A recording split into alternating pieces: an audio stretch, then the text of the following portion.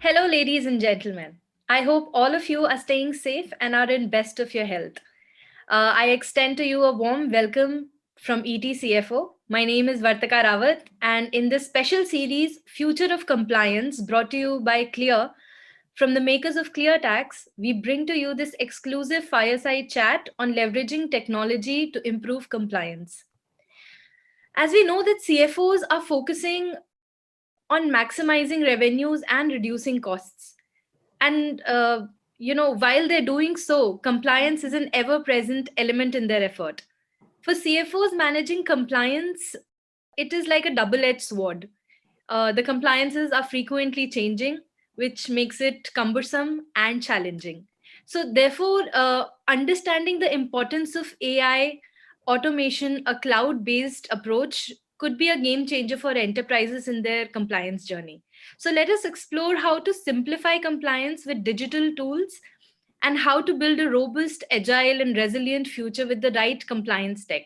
So, today we have with us two industry veterans, Neeraj Basur, who's the Group CFO of Blue Star. Blue Star is an Indian MNC electronics companies which is specializing in designing, developing, manufacturing, and marketing products like AC, refrigerator, cold storage, washing machine, and so on. We also have with us Rohit Razdan, who's the CBO of Clear. Hello and welcome to both of you. So, diving directly into the conversation, my first question is to you, Neeraj. What are the expectations from the right compliance tech, and what are the challenges that needs to be addressed? First of all, thank you, Vartika, for having me on this chat session. All right, so it's a very relevant topic that you have picked up for a discussion, which is the compliance. And in this current environment, the expectations on compliance are ever increasing, are becoming even more and more profound with the passage of time and the kind of legislations, regulations that we all are having to manage. So in terms of your question, the expectations clearly, first and foremost, is around comprehensiveness. So whichever tool, whichever solution one would look at, it needs to be comprehensive in terms of coverage of the applicable legislations, regulations. That is the first expectation. The second one is because the legislative environment keeps changing, keeps evolving, and is constantly developing, maturing in a way. So regular updates, because it's not a static environment. So keep updating. The updations are an important element of the solution. The third one is because in any entity, the number of people who will get involved in compliance will be many. So it's not like a couple of or a few handful people who can then have an oversight. It's pretty much across the entity, across the organization. So the ease of user interface therefore becomes an important element in terms of expectation from a digital tool, which will help. And of course, last but not the least, analytics. What are the trends? What happened? After any such solution got implemented, is there a discernible improvement or reduction in the non-compliance instances or any failure to comply? So the analytics around some of these, the outcome of such initiative is again an important expectation. Challenges, again, any tool needs both. There are two elements to any compliance tool. One is the technical, the software side of it, whether it's hosted, wherever it's hosted, whether it is on-site, off-site. So the technical support becomes a very important element of any solution like this. The second, equally important, is the content side of it, because a tool is a tool. It will be a workflow in whichever environment it's hosted, but eventually the domain knowledge of the service provider and the content ability to provide the right content, the right time without any lapse of time, which means then the content provider should be able to keep track of the changes and the movements that happen in the legislative environment. And lastly, a challenge around keeping the users informed, trained, educated, enrolled, and engaged. Those are some of the very regular and real challenges that one needs to handle and manage. Right. So comprehensiveness in terms of coverage, Yeah. regular updates, and ease of usage of the interface, and analytics is what you said are the main things that are needed. On that note, I'll move to Rohit and I'll ask you that how can technology future-proof compliance journey? So actually, as I was listening to Neeraj, right, it was actually like what he was describing was pretty much the basic specs of any cutting edge cloud technology, right? That's the whole reason why these come about, right? Uh, and see, basically, what is happening is the government in India has started to take a very sharp, I think, positioning, right? And we are gone in the last, I would say, 4, 5, 6 years, right? From practically a very loose compliance country to now what I believe is probably amongst, we are not in the top 2 or 3 yet, but we are in definitely top 10 in the country, in the world, right? In terms of now where we are heading to in terms of real timeness of the systems, right? So in addition to what Neeraj mentioned, right, there is also a real time element, and how government is now thinking about it is, uh, they are going to push so much compliance down, right? Everybody's throat, and I mean it in as benign of a way as possible, right? There's compliance coming everywhere. Your trucks moving, I think, and we will see this, coming in labor laws, it will coming in ESG. So compliance is coming everywhere, and the only way they can make it easy, the government can make it relatively easy, is by giving people an instruction to say everything has to be compliant all the time. Only then your year-end load or quarter-end load starts to reduce, right? So in addition to all the things that Neeraj said, there is also an element of real-timeness in all of this, right?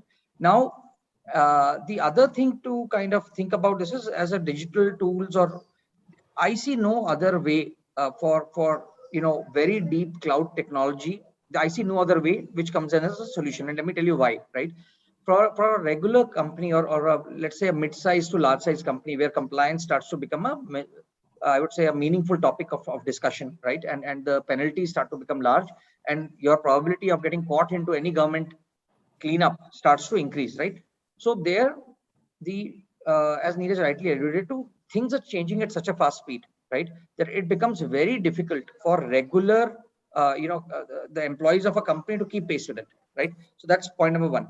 Point number two is that the usual solution was to go towards a big four, or some services, hire quote unquote experts from outside.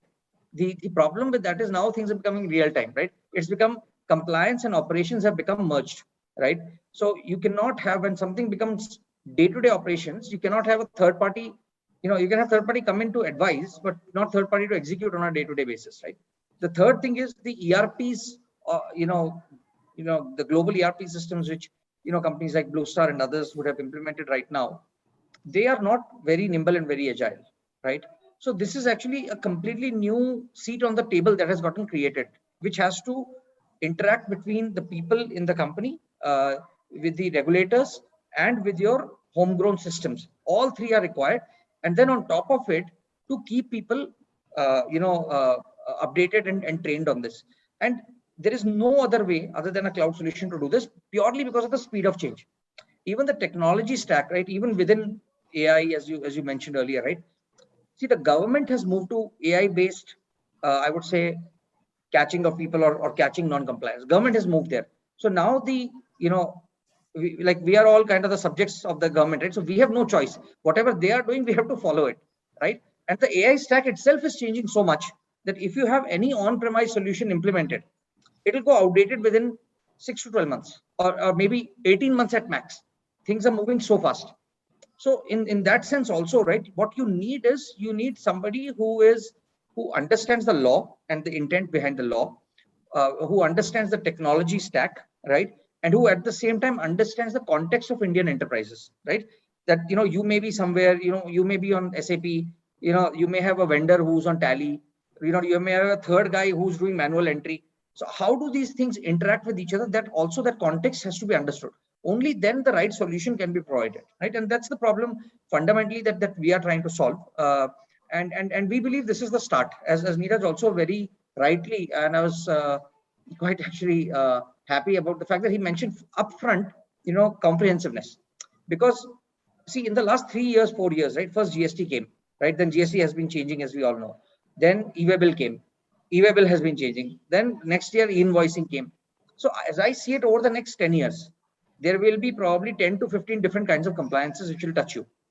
And therefore, also the number of teams, right, that will interact to make the compliance happen are also very different. So they all need to actually be able to log in and interact on the same platform, understand what was uploaded to the government, understand what did the downstream data say, understand if in case there's an audit, who to go to, who changed the file, who did not change the file. All these things are very difficult to do in a Excel based world, right? And which is why I think globally, if you see like SaaS solutions built on cloud are taking off at such a fast speed, right? There's because the technology is allowing all these things to happen.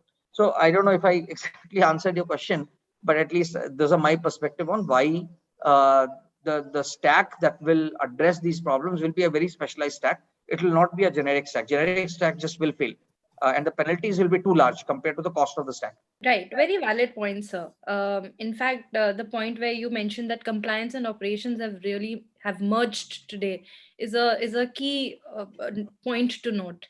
And while both of you have set the ground for what is expected and how to future-proof compliance, one key important point is where I would ask Neeraj to come in is that how do you see as a CFO return on investment when it comes to compliance tech? Interesting question. How to measure it? See, compliance, in my view, is a state of mind. Firstly, right? Well, it begins from the mind before you get to the nuts and bolts of how you would do it. So, in your mind, as a professional or as a business manager, one needs to be clear whether you would want to adhere to a set of legislations, regulations, or you have lack of clarity around that. Now, if you're clear that you would want to be compliant in letter and spirit, right, in substance and in form, then it is a binary equation, right? Either one is compliant or you're not. Now, you can't say that I'm 99% compliant. Most of the time I'm compliant. So even 1% non-compliance can be fatal on occasions. So that's the first point. Now, in that context, the typical usual financial matrices around ROI would not really make sense. Typically you can't say, okay, I've invested X lakhs, X whatever thousand of rupees, and am I getting back, by a percentage, etc. So that's not how typically this equation might work. Actually, what needs to be considered is, if let's say in this binary equation, the aspiration or the goal is to be closer to that 1 and not the 0, then there is a huge degree of proactiveness and preventiveness that gets built into the entire process management as well as governance. So there is a huge saving of time, efforts, and therefore if, let's say, an oversight were to happen in the absence of a compliance framework, the consequences of that in terms of the need to manage the consequences of that non-compliance or lack of sufficient compliance can be huge, both in terms of diversion of management time, attention, focus, not to speak of reputational consequences. So all that when translated into, so what are we trying to do here? What we are trying to do here is that this becomes a process. This becomes an integral element of a business process or a management process, so such that then the bulk of management time is focused on the strategic objectives, and not one doesn't get distracted on managing the consequences of a non-compliance or a less than perfect compliance. That is the real ROI, because if a tool like this enables the leaders, business managers to stay focused on the strategic objectives and not get distracted with the consequences of, somebody had an oversight and this could be done, then that's a huge ROI. Can't be quantified in that sense, no? That's Right. how I would look at it. All right. So Rohit, I would like you to help us, map this. How is compliance journey shaping and changing with digital? What are the next set of challenges for CFOs? Yeah, thanks, Vatika. So actually, just before I go there, I would, like to just, add on something that Neeraj just mentioned, right? Um, and talk about, because we kind of, we see a lot of, again, right, our customer base is quite wide. So we see set of people like Neeraj who have taken a meta view of things and say that, hey, you know what, we have to be compliant, whatever the cost be, it doesn't matter, right? There are other set of people who are still, not fully there on that journey, so they are early on. So they ask us for concrete, things, right? So I would say the way to, maybe two or three things I'll add there, and then I'll move to the other question, right? So it's sometimes people try to quantify in terms of, labor savings, right? It will never actually work in terms of labor savings, right? So that's just will never happen. Actually, what starts to happen is, if you start to stay non-compliant, your labor stack will keep on increasing, right? So it's a preventative thing rather than, let's say, something that will immediately bring things down, right? Then the two other sides to think about it is, one is the scalability of the business, right? If you're not compliant, right? In see, firstly, compliance is something that, in my opinion, even in 1,000 people company or 2,000 people company, only 10 to 15 people will understand where are they compliant, where are they not compliant, right? So what happens is, over there, if the systems are not strong, right, and you're not compliant, automatically the people who are pressing foot on the accelerator, which is generally, CFO plays a very important role there, right, to figure out whether brake, whether accelerate, and so on. So if you know that some of your wheels are not a bit shaky, right, you will not drive the car at 120, right? So just for you to get that mental peace, then you can accelerate the business, right? The third thing, so that's the second element, right? Like, how fast do you scale? In my opinion, it's a intangible, but if a business's CAGR can improve from 12-13% to 15-16%, because you're ready to push on the throttle, that's a huge, in my mind, kind of a return, right? The third thing I would say, which is even more tangible, and the more, I would say, listed you are, the more it becomes clear, right? That there's a very clear, I would say, this is actually an IFC study for this, which says that uh, global equity holders or global debt holders, right? They actually are ready to pay up to 20 to 25% for companies that are best in class governance. Okay. And compliance is broadly, like an element of governance, right? So they consider governance to be in a company's hands, especially in an emerging market. What I mean by that is, in an emerging market, a lot of things change, right? Your currency fluctuates, there's some riots somewhere. There is like some, there's macro keeps changing, right?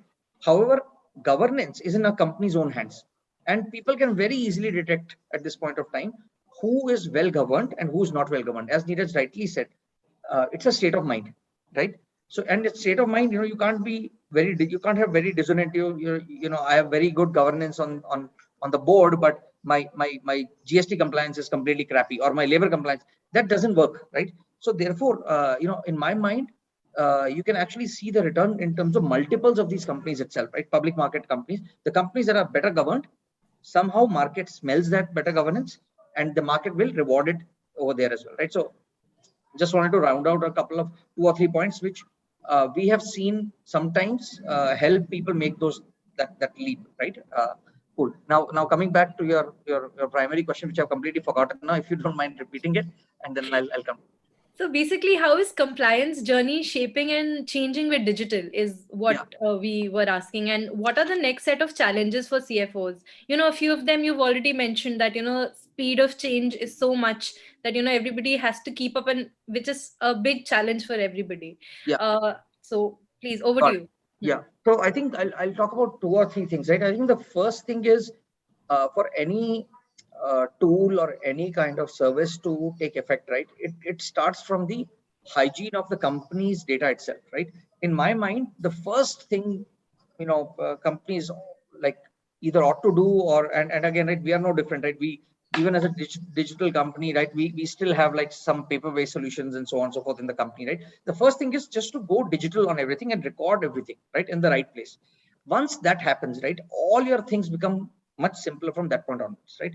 Second is to fundamentally think about, in my mind, the backbone ERPs and the backbone structures, whether CRM or ERPs and so on and so forth. And I see a lot of companies actually in the last 2 to 3 years, like the number of our clients who are, we see making a change, right? Because they understand that they have to have slightly better systems, right, which can interact with other systems, which can, so I think that's the kind of layer number 2, right, which requires to be taken in that side. And third in my mind is just getting people more used to I would say internal teams more used to the way the government is working, the way the compliance frameworks are working, and that goes not just, compliance is generally seen as a headache of the CFO, or it's seen as a headache of within the CFO IDT head, or a kind of somebody who's managing a TDS and so on. But what happens is, unless a few other allied functions, right, start to sing in chorus with them, right, it will be very dissonant, right? So for example, your procurement teams, your receivable, your payable teams, right, they are very, very closely going to be linked now with the, I would say, all the financial compliance, right? Similarly, you would have your other teams which are dealing with TDS and so on, right? So they also kind of have to kind of come together. So in my mind, if these 2 or 3 things happen, right, you're fundamentally digitized as much as possible, right? Second, you have got good backbone systems, right, where your data is residing, your system of records. And thirdly, you have people who understand that this is a priority, not just for the CFO or not just for the tax head. It's a priority at a board level. It's a priority at a CEO level. I think once those 2 or 3 things happen, right, then you would select one tool or the other. You may select ClearTax, you may select something else. Your job from that point on becomes very, very easy, right? So I would say those are the fundamentally 3 things that I see coming in, and the reason is quite simple. The government is moving in this direction everywhere, right? And we have seen in India, as you might have seen, right? I mean, generally people figure out one thing and then they make everything else look like that thing, right? So GST overall, if you see, works, I would say decent today, like probably 7 on 10, right? You see the next stage, which was electronic invoicing, right? The government didn't take it throughout the country, right? They took it to 50 crore or whatever, right?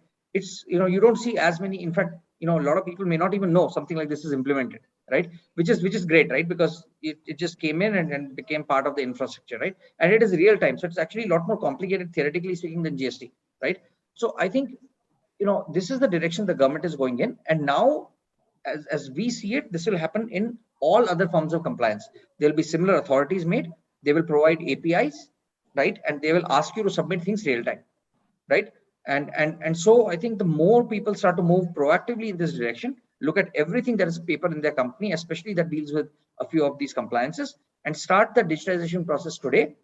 Whenever then this thing comes in a year, 2 years, 3 years, whatever changes come, you are then prepared for it. Right.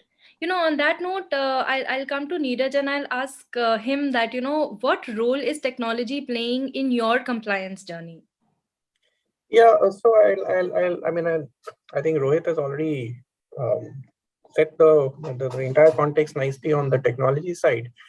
So clearly, if a business has to scale up, any robust compliance system or compliance tool or compliance solution must have the ability to scale up, as well. So unless there is an element of digital connect between the transactions and the compliance output that is expected, or the compliance confirmations that are sought, the scalability won't be possible, right? Because there's a limit to which manually you can expect people to certify that, look, I've checked, I have seen, I have validated, and I confirm that everything that needed to be done has been done. And GST is a classical example. And I fully endorse what Rohit said, that the way the digitization, the entire blueprint of GST on making the process and compliances digitized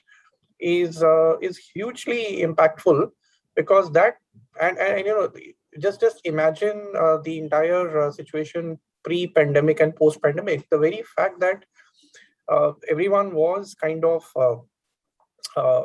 already in a reasonable digitization mode when the pandemic hit.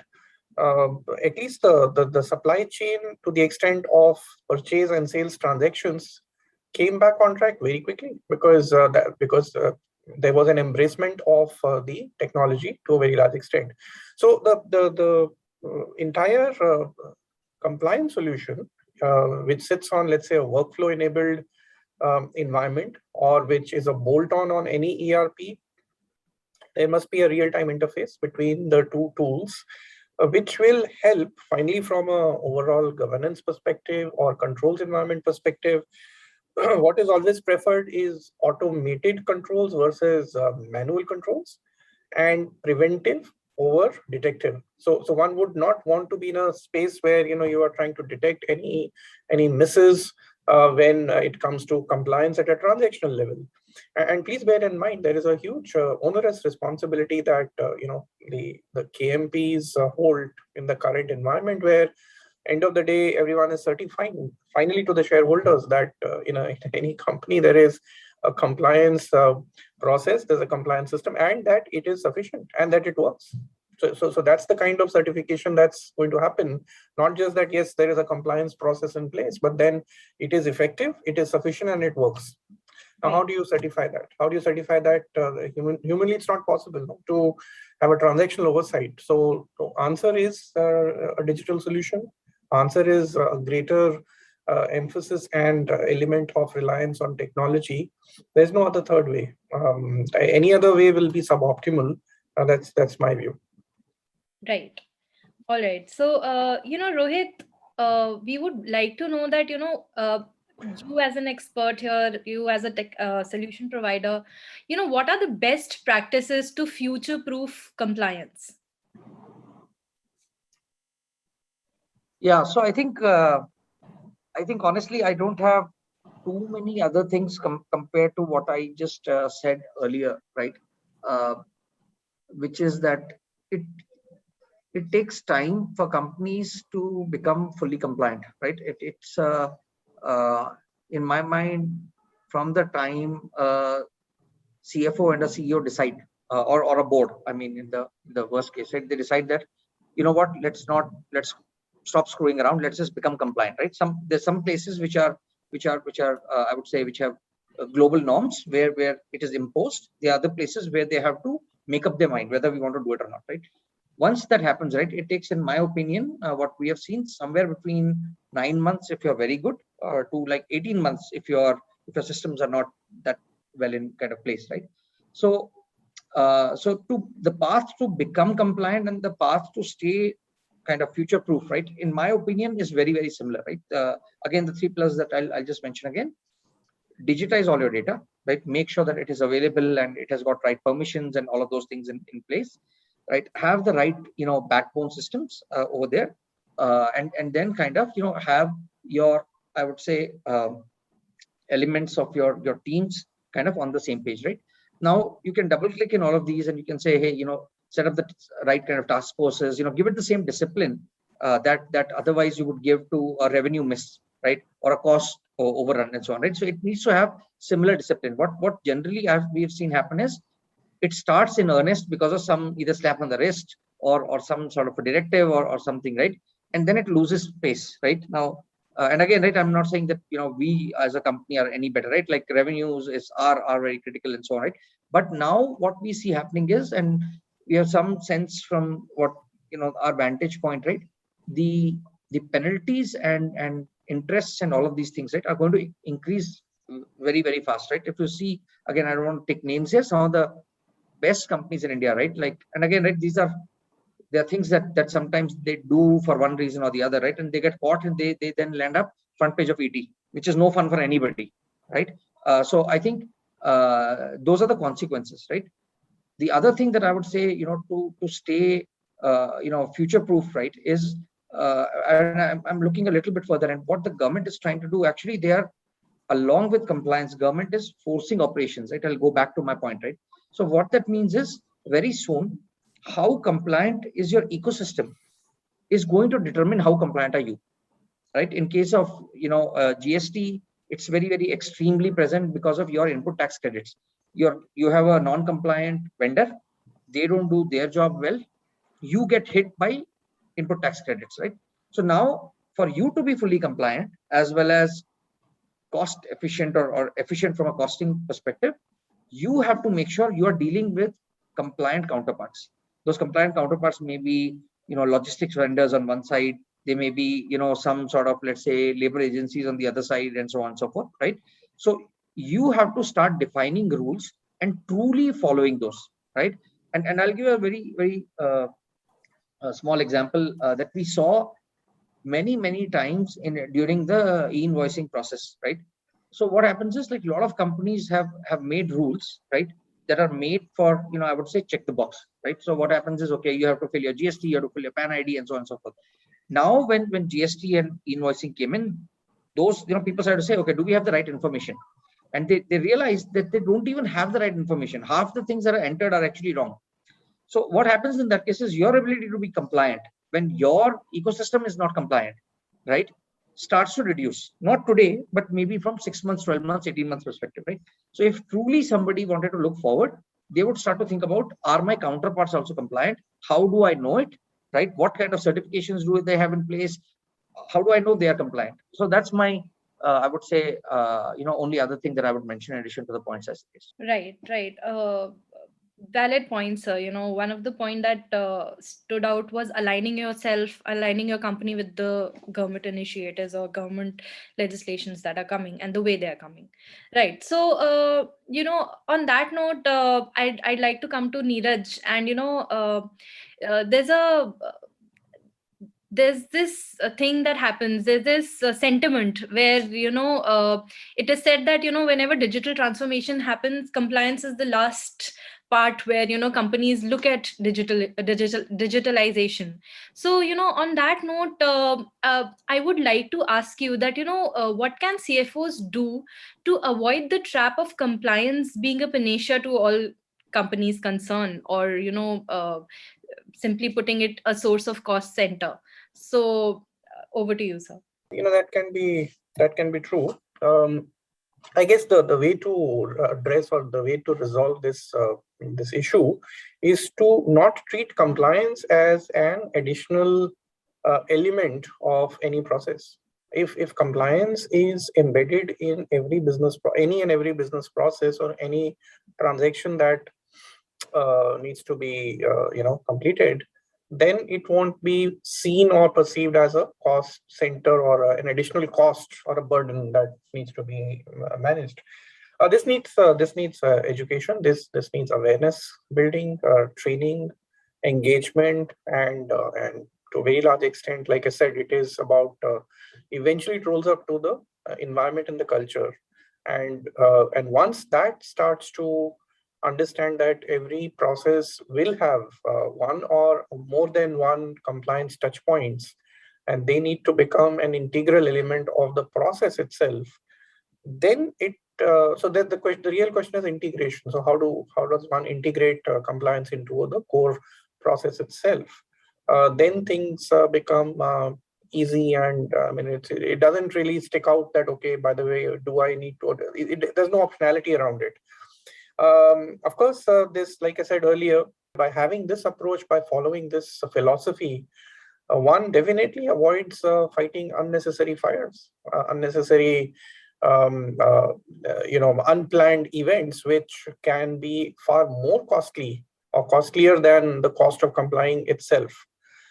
So looking at a holistic picture, considering the reputational consequences of this being treated as an option, if at all, and then making sure that there is enough and more awareness and education. And to be fair, I guess, as compared to maybe a few decades ago, where the number of legislations, were so many. I mean, GST is a classical example. The substitution of 20 plus or 25 plus state level laws and so many central laws all into one, or at least maybe one structure of CGST or SGST is harmonizing to such a great extent. So that makes it easier. That makes it more rule-based rather than you got to look at each and every state separately and then identify, understand what are the state-specific requirements or the unique requirements of a particular legislation. So the key here is to not treat it as an additional element of any process, to integrate it, make it an integral element, and then view it as an end-to-end, from an end-to-end perspective as to this is what, let's say, this process is needed to deliver a certain experience to the end customer or products, good service, then this really ceases to be, this doesn't stick out for anyone, and then the entire alignment, internal alignment, and the ownership and acceptance tends to be much better. Right. This brings us towards the end of our fireside chat. But before we go, we would want both of you to give your concluding statement on, how to simplify compliance with digital and build a robust, agile, and resilient future with the right compliance tech. So we can start with Neeraj. What is your CFO perspective on this? Yeah, simplification is very important because obviously, as long as there is limited subjectivity in terms of what the compliance requirement is, and mostly now the objectivity is only improving as far as the rules and the underlying requirements are concerned. So deployment of APIs certainly is the best thing that can possibly happen between, and GSTN is a classical example here again. So through an ASP, as long as there is a clear interaction interface between a business entity's ERP and the final revenue authorities database and networking systems. So API is a great thing that will solve and simplify to a very large extent. Deployment of add-on tools such as an RPA also helps, because to the extent there are still steps involved which need some rule-based manual work, which can be taken over by deploying RPA as an add-on or as a bolt-on on top of an API environment, will further simplify.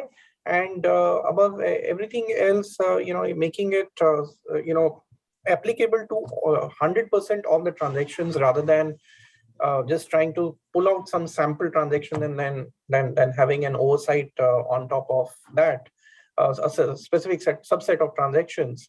Will over a period of time simplify the entire environment.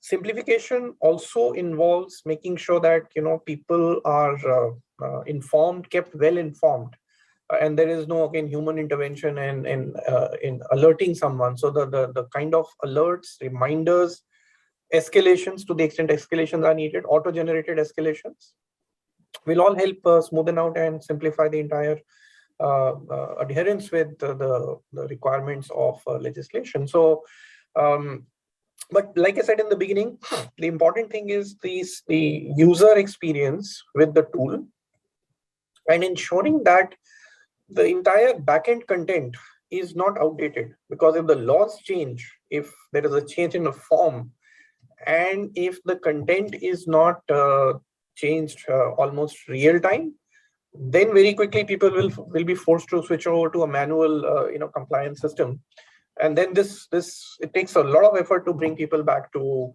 an automated process. So it's a dynamic challenge. It's not an easy one, and I guess one has to stay on top of this game all the time and keep very close track of how to draw the right balance between simplicity, automation, and, like I said, 100% compliance levels, because it's never 99% is never good.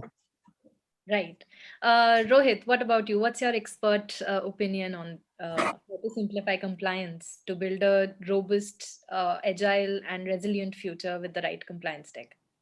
Yeah, I don't know, expert or not, but definitely having seen some breadth, what I would say is it's actually much more a mindset game at this point of time than a technology game, because technology stacks are available, right? And we have seen that it depends on what approach do people kind of take towards things, right? So I think, as I see it, this is something that is a CFO's, I would say, playhouse, and the CFOs have to decide where do they want the bar to be, right? Because depending on wherever they want the bar to be, the orgs will start to function at that level, right? You start to say that, hey, you know what, I want to have exception reports, I want to have these things. Teams will actually go and chase, if their things not ready, then companies like ours will build it for them, right? And at the same time, see, because we also, the advantage of running a cloud-based system is, we have today like 3,500 odd customers, right? So we see a whole range of people who even, how do they even use a system which is available same to everybody, right? There are people who use it very, very heavily, and the people who use it bare minimum, right? So I think like any other tool, or whether with a car or whatever else, right? Like or a computer or whatever, right? It's up to the team that is using it, right? To set a bar on it. Where do you want to be? And once that clarity is there, I think then the strength of the tool or the availability of the features and whatever, that is actually available, right? So in my mind, it's actually at this point of time purely a mindset shift, right? And I'll tell you, I'll give you a very concrete example, right? Like so we have a few customers today that are helping deploy our solutions on a few thousand of their vendors, right? Because they're saying that, hey, if they are using these tools and we are using the similar tools, then we can see information. So they're using things like vendor portal and so on. They're starting to go in that direction, right? So it depends on where you want to, because I think most of the CFOs, at least all reasonable sized companies and their CFOs, right? I think they are aware today of what is possible, right? What they have to think about is in terms of competing priorities, right? That exists within the group. Can you make a set of people be fully dedicated to that and push them to push the envelope further? Once that happens, in my opinion, your business is future proof, because then you will have deviations of 5%, 10%, 15% here and there, and you will always try to keep on the cutting edge. So that would be my kind of couple of cents. So thank you so much, Neeraj, and thank you so much, Rohit. So ladies and gentlemen, to go beyond the typical role of CFO, ET CFO breaks down digital transformation in compliance for a robust, agile, and resilient future. As part of this initiative, Future of Compliance, brought to you by Clear, the makers of ClearTax, we'll explore various aspects of compliance with the top CFOs and industry leaders of India Inc. So stay tuned. Thank you so much. Thank you. Thank you, Vartika. Thank you, Neeraj. Thank you.